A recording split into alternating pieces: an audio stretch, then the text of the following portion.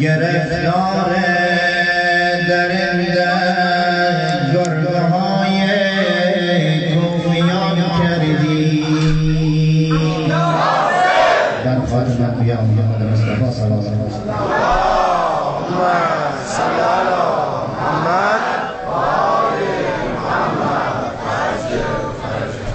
جواب مران ای سارگان هشدار حسینم در بیابان است مران ای سارگان هشدار حسینم در بیابان است مران ای سارگان هشدار حسینم در بیابان است مران ای سارگان هشدار حسینم در بیابان است منم زینب تنها منم زینب تنها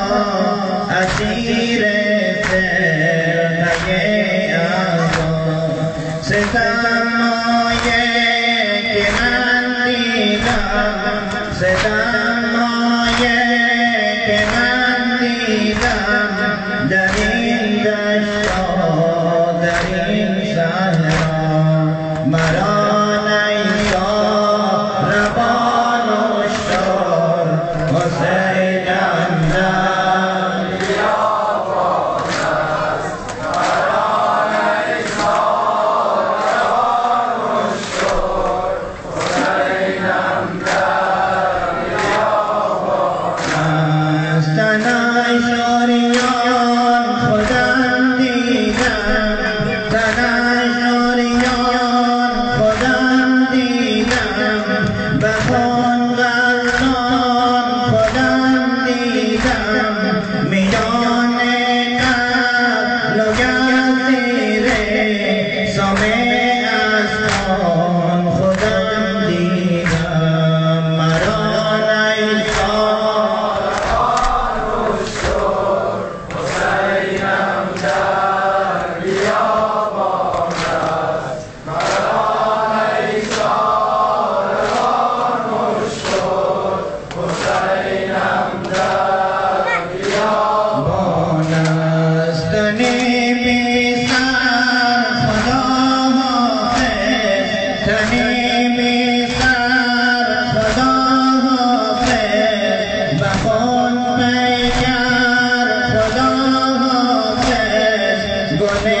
پرور خدا حافظ حسین جانم خدا حافظ مران ای سارگان هشدار حسینم در بیابان است مران ای سارگان هشدار حسینم در بیابان است منم زینب تکو تنها منم زینب تکو تنها اسیر فرقه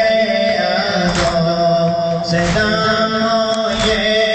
که من دیدم در این دشتا